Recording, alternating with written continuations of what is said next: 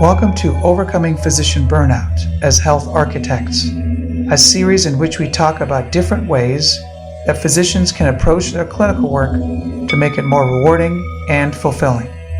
This is Venkatesh Ramnath. Today is episode 12, in which I interview a friend and practicing anesthesiologist in South Dakota, Dr. Casey Husser.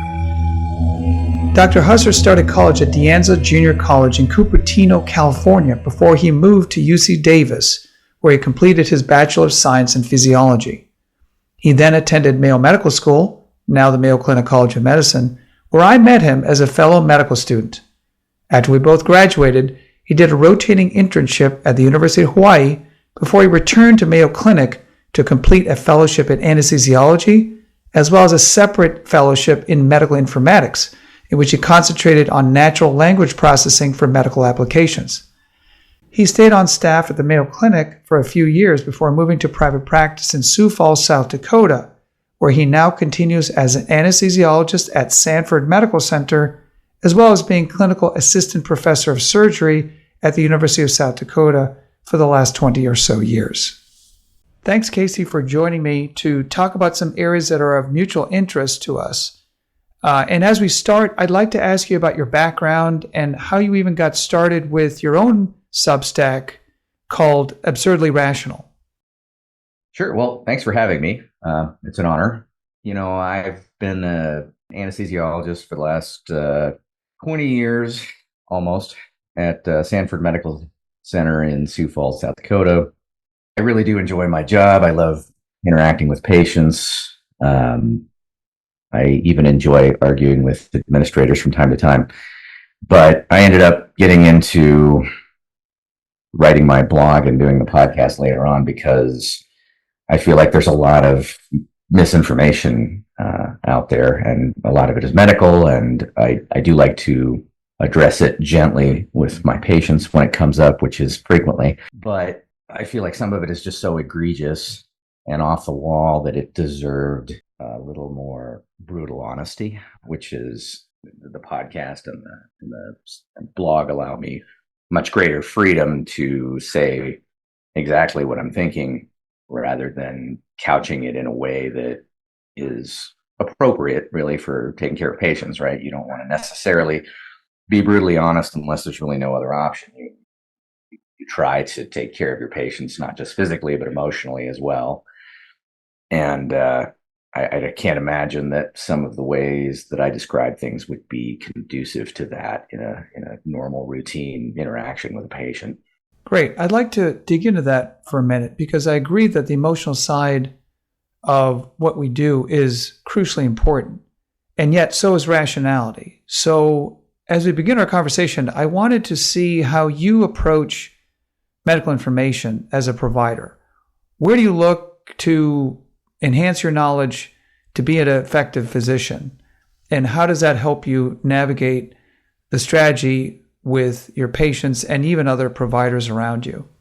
There's two factors at play there. There's practical issues and then there's academic issues. The academic issues often inform the practical issues, but in matters of emergencies, a lot of times you don't need to do a literature search. You don't have time to do a literature search. And it tends to be more straightforward, right? If someone's bleeding to death, I'm not going to do a literature search to see what the new thoughts about blood transfusions are. I'm just going to give one. But if I find people are coming in for elective surgery that has the potential for blood loss, and they are telling me things like, I don't want a blood transfusion because I'm afraid the donor may have been vaccinated against COVID-19. I have some time to work there, and I want to, as their physician, I want to address their concerns, but also as their physician, I want to make sure that I'm stressing what's a real problem and what's a relevant issue, and oftentimes those are not. And I don't want to just dismiss it out of hand for them. But, in the case of vaccinated blood donors, I did do a lot of research, and it was interesting in what I found, because what I found was nothing. There's been a lot of research done, but basically there's been zero changes in the rate of transfusion related issues from before the pandemic to today, 5 years after it started. There's been absolutely no change in people dying or people having reactions. There's been specific studies to show not only do you not see mRNA in banked blood from people who've been vaccinated, you often don't see any immunoglobulins. That allows me to at least reassure somebody, hey, look, I get it.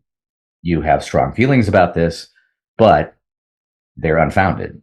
If I give you a blood transfusion, I don't have any way of knowing if somebody was vaccinated when they donated it, but I do know that you're not going to find yourself vaccinated because I had to give you a blood transfusion because your aorta ruptured.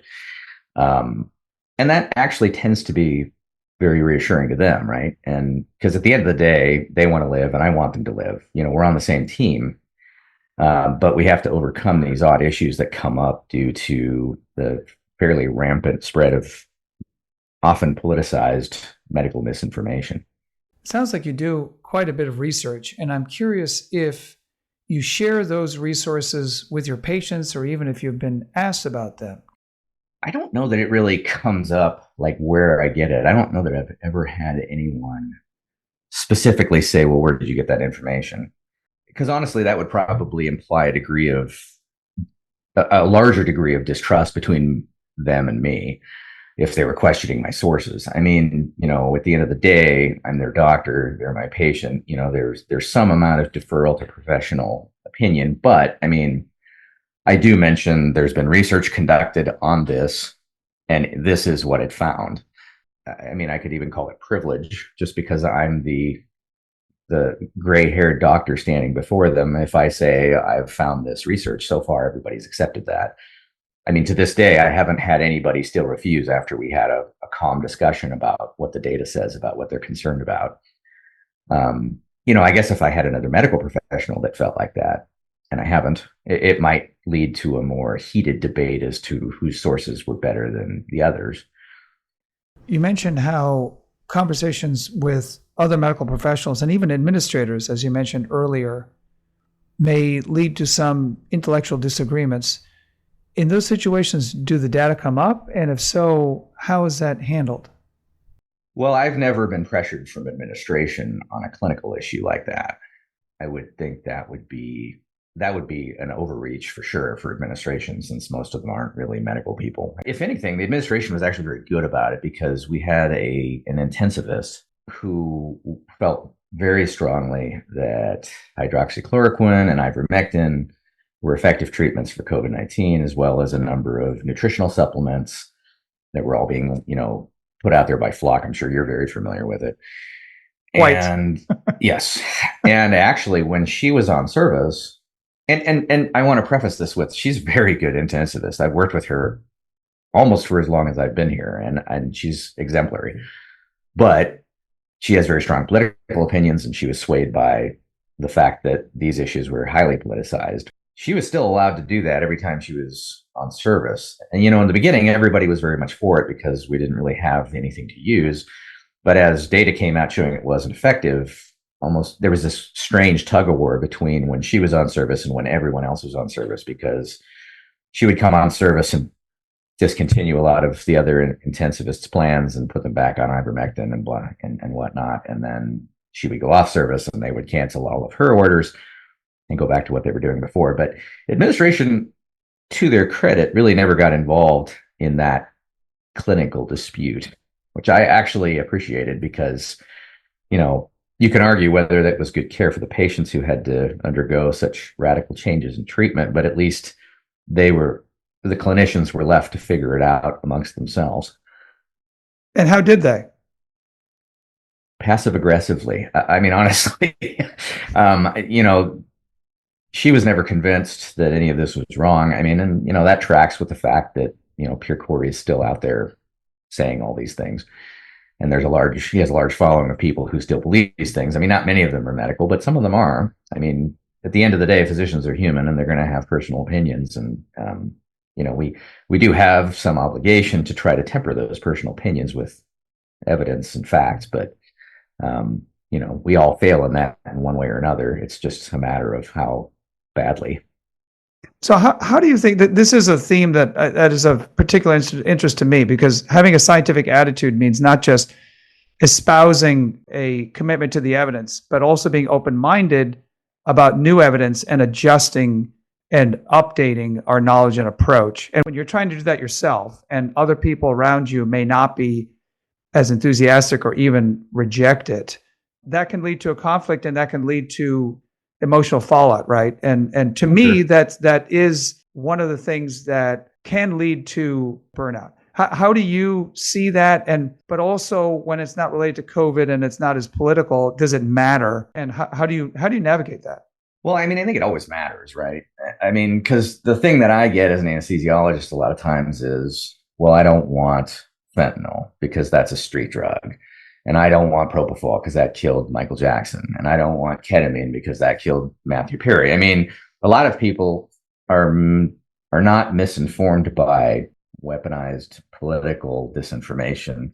They can just be misinformed because they're reading too much People magazine. And that, that's fine. If you're not in the field, you can do whatever. So, it matters to me because if I want to be able to give them an effective experience when they're having their chest opened up, I need to be able to have access to the full armament of tools and drugs available to me. So, I make every effort to try to present things scientifically and objectively, and I'll make analogies, anything I can to sort of make it like a joint decision, and in that they feel like they've been convinced and that they're not being coerced into doing what I want them to do. So it definitely matters, even outside of political contexts and outside of the pandemic.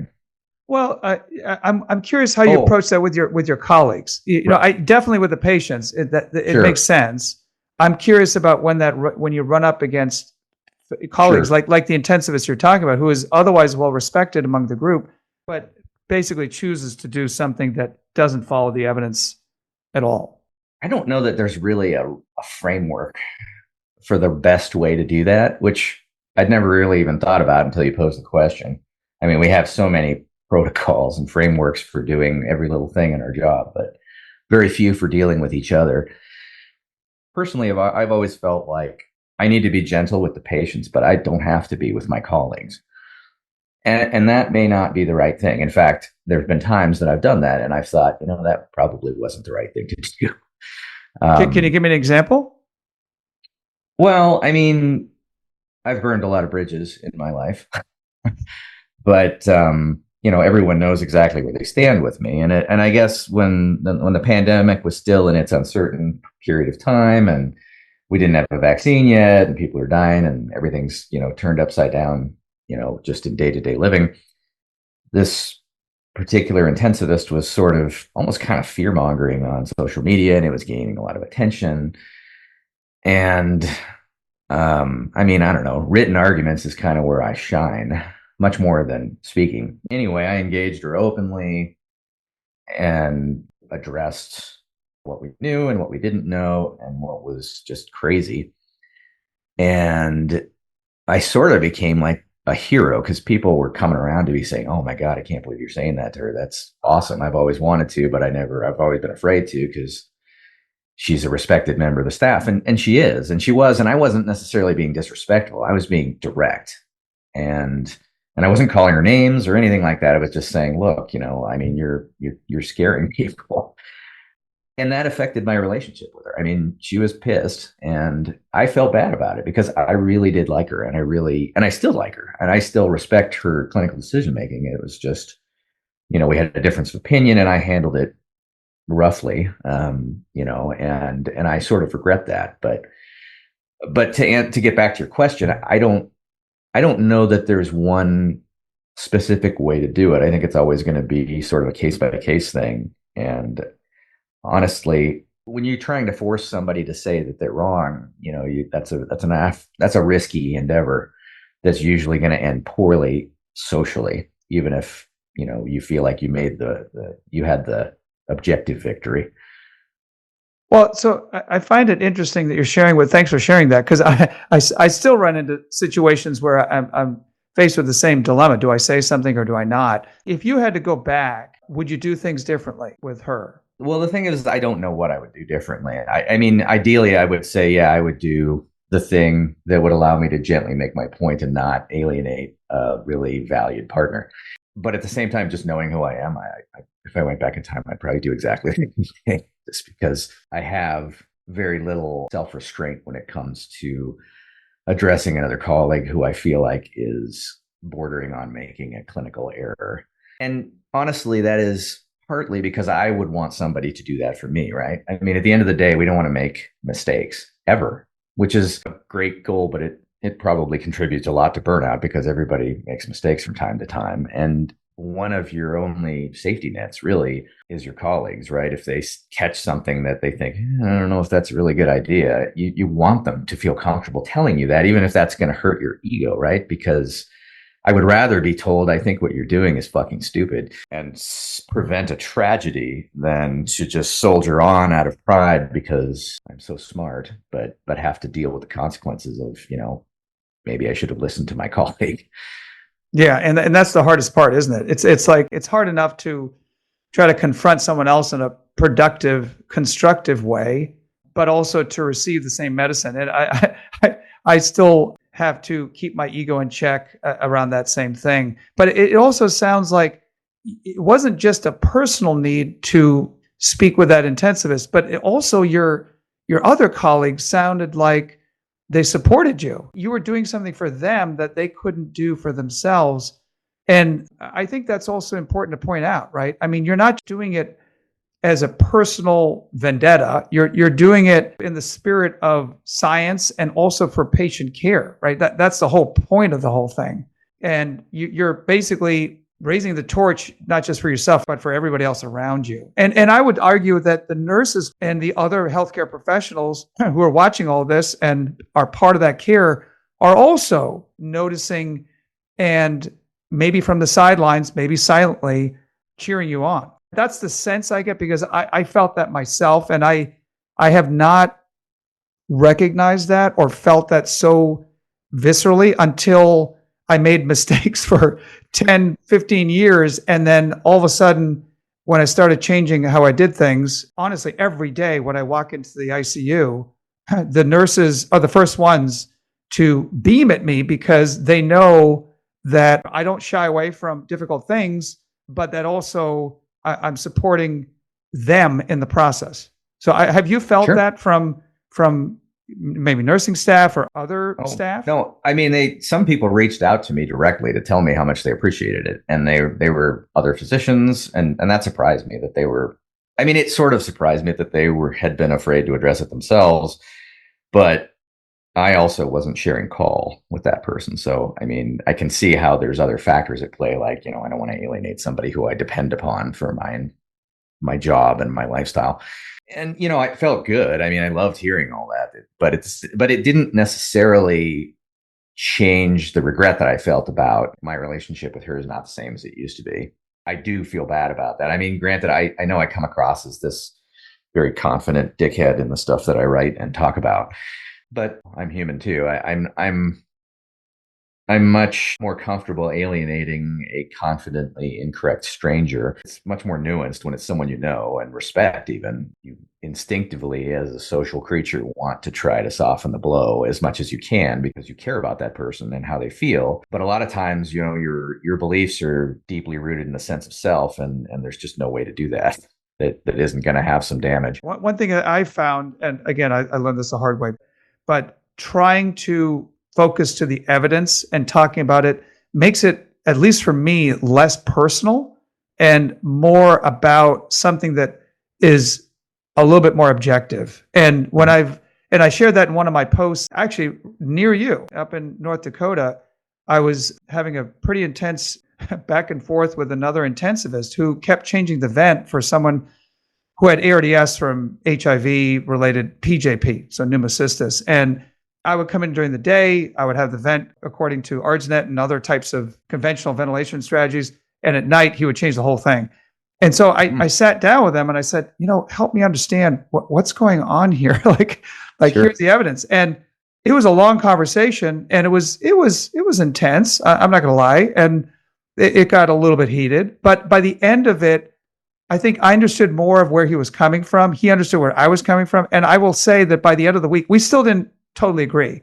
But by the end of the week, we were closer to each other. And at the end of the week, we shared contact information because we wanted to, at least I wanted to continue the relationship, even though we were on pretty much opposite sides of the country. So personally, I think there's a way to approach it. And again, I got this wrong for so long. But I think it comes up frequently, and avoidance comes with its own consequences. But I sort of applaud you for taking that on and not shying away from it. And it sounds like your colleagues applauded you as well, where we all can come away feeling better about it, even if we don't totally agree at the end of the day.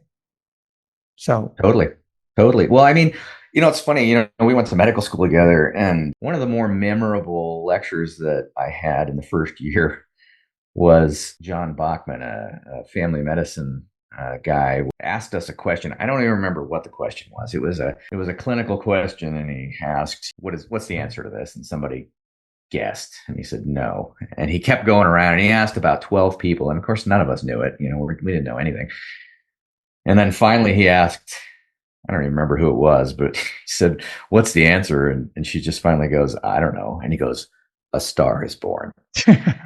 And honestly, that was momentous, right? Because you got a classroom of people who are used to being the know-it-alls, the person who always gets 100 or 99 on the test, and they always have the answer.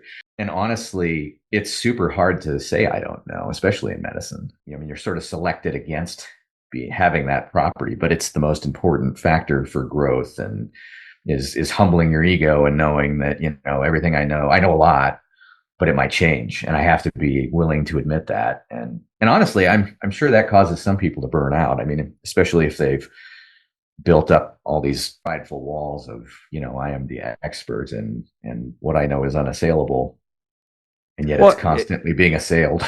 I totally agree. And think about that. You're showing that you don't know in front of a bunch of peers who have climbed ladders to even just be there sitting next to you, right? So, right.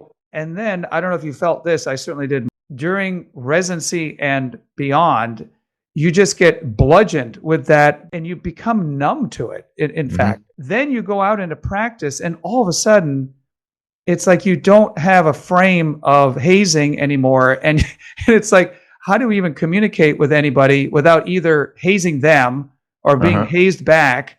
But also being able to admit that you don't know stuff and you need to kind of learn from each other. It's kind of this mind-bending experience that I personally, I got it wrong for so long until, I had sort of an epiphany at rock bottom. So does that resonate with you and during your training and your early years as an attending? I mean, yeah, I guess I'm an introvert, right? I play a good extrovert at work. I know I'm drained by social interactions, and I have an intense fear of public humiliation, which is why I research everything super hard when I have to present it, and why I research everything really intensely for my practice, because I don't want to be wrong. I especially don't want to be wrong when it counts.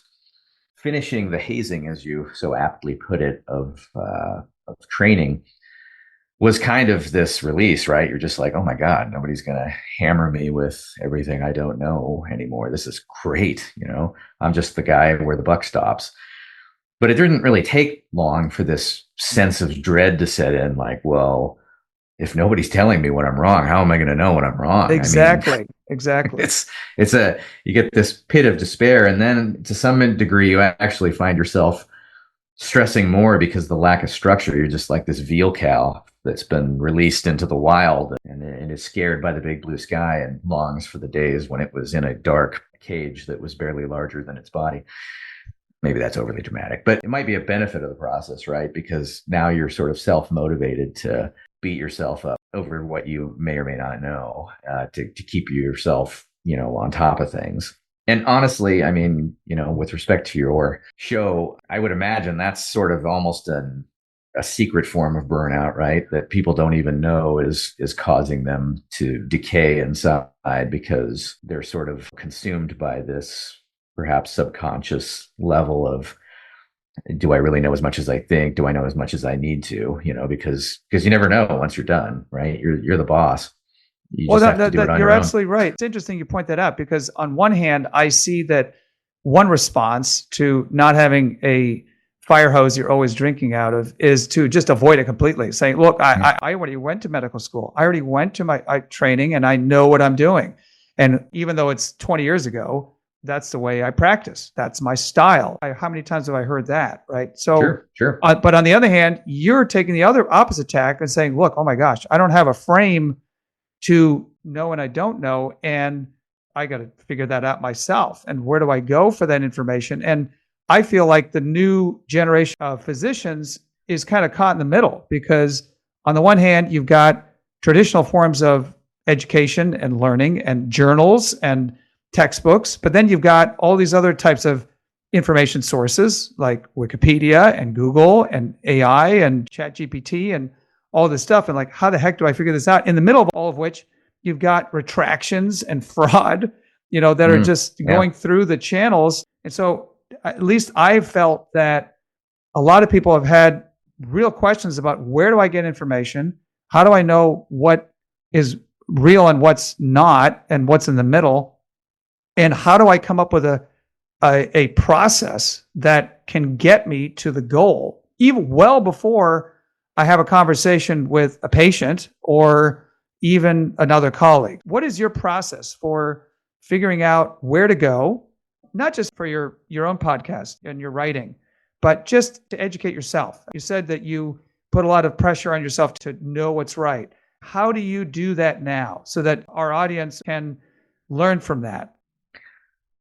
I have a university affiliation, so I have access to their library and go on Ovid or PubMed even. And if I have a specific question or I want an update on something, I'll look for it and read about it. I mean, I want to say that I read every journal in my field as it comes out, but I don't. A lot of it's boring and a lot of it doesn't apply to me. And it's easy to just collect those in the corner of my room with pristine bindings that have never been cracked open. I'm more of I have a question that I want answered kind of a guy. When Chat GPT first came out, it was kind of tempting to use that for some things, but I did find it would wander off into crazy town a lot. And so I was really turned off by that. And it didn't really give you any references as to where it was giving you the information that it had. And then open evidence came around. And honestly, that was kind of a game changer for me because it had all of the eloquence of AI, because it is AI, but it was strictly tethered to referencing the journal articles from which it was constructing its answers from. And honestly, I've had lots of weird questions banging around in my head for years that I was like, well, nobody's going to know this because nobody's going to study something this stupid. And I was finally able to get those answered, right? As soon as I signed up for that, I asked all these just ridiculous questions and I'd get answers. But the interesting thing about it is that since you could read the journal articles it was referencing, sometimes it would over-interpret things or under-interpret them. And so it isn't perfect, but it's a heck of a lot better than ChatGPT. Yeah, I found that as well. Apart from journals and open evidence, do you use any other general resources for information? Our professional society has some review courses and I'll pick those up, sort of resentfully, like, this is going to be boring and stupid. And then I go through it and I find a bunch of stuff that I didn't know existed. And then I wonder why I questioned it. I mean, I feel like that sort of rounds things out. But even more so, I think talking to members of my group, a lot of times they know stuff that I didn't ever learn in residency. As the older guy, you feel like you can dismiss your younger colleagues because they're inexperienced, but they're closer to their training and the training has changed over the decades. And you have to, again, suspend your ego and allow your younger colleagues to teach you. The MOC is the one that I'm most resentful of because I feel like I'm being judged as I answer my questions, and it's like billed as this ultra practical thing that every anesthesiologist should know. And honestly, when they say it like that, you're like, well, I shouldn't get any of these wrong. And then occasionally you do, and you're just so pissed. And then sometimes I end up doing a lot of research to try to prove that maybe the question was wrong. And then I find it wasn't. You just sort of have to eat your humble pie and move on. As much as everybody hates their MOC, I mean, I'm not going to defend every little aspect of it. I mean, some of the exercises are just ridiculous hoop jumping, but the current clinical questions tend to be useful in, I think, sort of rounding up everybody, whether they're young or old, into saying, look, this is sort of the accepted level of the science in this one area. Because it's like I said in the beginning, I'm not reading the journals as they come out unless I have a specific interest in the topic. And that's just my interest, right? That doesn't mean it's the right thing. And so I'm going to miss things. And this is like your sort of safety net to catch those things. Yeah, I found the same thing with internal medicine. Okay, I wanted to shift gears a bit and talk about how we as physicians interface with administrators. Can you share a little bit about your experience working with administrators and how that has gone? So our group has been a private anesthesia group that has exclusive rights to cover our hospital, and we've been around for almost 50 years. And most of the other specialty groups have been absorbed by the hospital, and ours has persevered. And that is not by accident. From a group management standpoint, it's if I'm providing services to the hospital's competitor, then that makes you a prime target for acquisition because they want to own everything. That's never been the case for us. So, that was fine. But a lot of guys who were in private practice that failed took the attitude of, I don't work for you, so fuck you. And that doesn't work. And you can be the most talented group of whatever kind of surgeons you are, but that's eventually going to create enemies and they're going to come gun in for you. Generally speaking, the best way to deal with administrators in a productive way is to make sure that your interests are aligned with theirs. And that sounds really simple, but it can be difficult because everybody's expectations are a little bit different. You are privileged by not having to answer to a long chain of people in an organization chart by being on your own. But you can't discount how awesome that is, or undermine it by being a dick. I mean, I guess this gets back to what I was saying earlier. You have to sort of suppress your ego.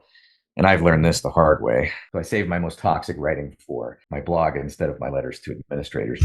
It took me a few years to learn that. But I mean, even, you feel, like, well, I'm spitting truth here, so I should be able to be very blunt and honest. And that isn't true. I mean, you do need to speak to the truth, especially when, patient care is what you're talking about, but it doesn't give you the option of grinding your perceived adversary into the dust. I find it's helpful to have low expectations about what they understand about your job, just as I hope that they have low expectations of me about how they do their job, because, I didn't go to business school. I'm not an accountant. I don't understand any of that. But you have to agree on, very basic things. This is good for the patient, so we should do this. This is bad for the patient, so we shouldn't do this. This makes money. So, that's probably important to us to keep the lights on. This doesn't make money, but it has to be done. So we need to find a way to spread that out evenly so that there is less suffering. In general, I feel like if you're really complicated in how you deal it with things, then both people lose sight of the conversation. And if you feel that you're developing an adversarial relationship with the administrator, you're quickly going to fail in whatever you're trying to accomplish, right? Because at the end of the day, if you work in a hospital, you and the hospital have to agree upon, areas of mutual interest and benefit and protection. Yeah, I couldn't agree more. And it's not something, again, that's basically taught to us during training. How do you talk to professionals in the same space, but who don't have your background or ethos? And it's not that they don't care, it's that they come at it from a completely different standpoint. And our way of communication is usually upward or downward, and it's not really seeing others outside of that as equal players. So I too have gone through an arc of sending emails that I probably shouldn't have, and I feel pretty dumb about, but that has evolved into a place where, like you, I'm able to have a conversation. We may not agree completely, but realizing that financial viability is actually important to both of us is I think the starting point. The other thing is a lot of folks may be wondering whether an employed position with a hospital or some other institution versus a contracted group is better or worse. And I would say there's probably pluses and minuses to both. But have you navigated that before? And what are your thoughts about that? I would say the majority of physicians are employed directly by the health systems now. I mean, private practice is shrinking every year. And I think that's a problem that's almost enabled by medical training because, as you said, we don't get any experience in that. And it's very daunting when you come out of medical school to say, well, do you want to just work for this giant corporation who's going to let you do what you learned in medical school? Or do you want to work for this small, potentially unstable group of other physicians and figure out how to balance the books and do negotiations with people who have specific training in negotiations as opposed to you? I mean, that's an easy decision for a lot of people. I went on staff at Mayo after training, and I was familiar with the system because of how much time I spent training there. But basically, it's a physician run organization, but it's basically like working for a big company, right? As a new guy, you have almost no say. And that kind of bothered me. But, some people feel a great deal of freedom there or working at Kaiser or whatever because, you're just punching the clock. You come in, you do your thing, and you leave. And that's a huge advantage for some people. I kind of felt like I wanted a little more say in where things were going. I felt like everybody who was within 5 years of retirement had all the power to make all the decisions that were going to impact me for decades after they were dead. And that's just me. I really hated that. And so when I got the offer to go to another group where I was going to basically, be one of 20 guys that had equal say in how things went, I was all for it. And I haven't really regretted it at all. Did I make a lot of mistakes in the beginning? Yeah, because the guys tried to help me, but they were just as blind as I was when they started, and we've all sort of just felt things out over time. And I found some good management education resources specifically for OR management, so it may not necessarily apply to everybody who listens to this, but I would encourage people, regardless of your specialty, to find those sorts of specialty groups, right? Because it does provide an immense amount of relief for like, oh, there is like a plan for how to do this and how to manage this. People do look at this in sort of a scientific and objective way. But yeah, I've been tremendously happy. I probably have wasted an enormous amount of anxiety and all the stuff that I worry about in the day-to-day running a business, but everybody's different. Yeah, I mean, I agree with you. I mean, there are advantages to both sides, right? Employed, Sure. There's security, there's the lack of need to find your coverage. You may have other benefits like malpractice. On the other hand, you do give up some independence, and some people want to protect that. So I totally get that. Okay, so as we close, and this has been a great conversation, any final comments you want to give the audience? Well, I mean, only as it applies to what I found has helped me. Obviously, my whole shtick is rationality, so I'm very passionate about that. But it's because I feel like everything we do that could be considered a skill in medicine is based in evidence and objectivity. And so, everything leading up to your personal connections to people is grounded in the objective world and follows very strict rules. We may not know them all, but we can certainly eventually, over an infinite amount of time, come to know them. And I feel like as long as you can operate under that knowledge, that you can feel like you're doing the right thing all the time. But on the other hand, part of medicine is connection, right? And if you're going to try to be, 100% objective in connection, you're going to be like a Vulcan, right? You're going to be like Mr. Spock, which you're not even really going to be that cool. You're going to be super boring and unapproachable and cold, and nobody's going to like you.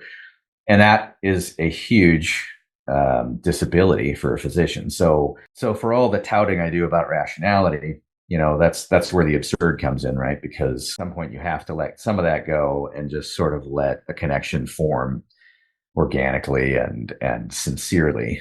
And that requires something other than strict rationality, compassion, understanding, laughing at stuff that's ridiculous. Something about separating those things in my mind or understanding where they mesh has helped me overcome anxiety and anger about the things that I feel run afoul of what would be considered best practice or what you're allowed or disallowed from doing in medicine.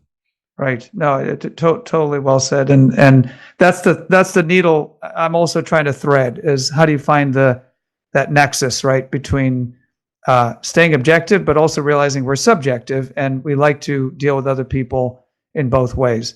Thank you for your time, Casey. Where do people find you? Well, I have a Substack called Absurdly Rational, and That's the only place you'll find the stuff that I write. Yeah, that's on Spotify, and I've started putting it on the Substack as well. I might add it to Apple Music too, but honestly, this is a hobby, and I haven't had time to figure out how to do that yet. Well, you're damn good at the hobby, and so I encourage everybody to check it out. Absurdly Rational, which is also apparently on Spotify and maybe Apple Podcasts. So, all right, thank you, Casey Husser, for your time, and at the very least, it's been an amazing opportunity to reconnect with you after graduating 26 or 7 years ago from medical school. So thanks for We're getting old. I know. Well, thanks so much for having me. It's been an honor. Yeah, we'll do it again. All right, thanks, Casey.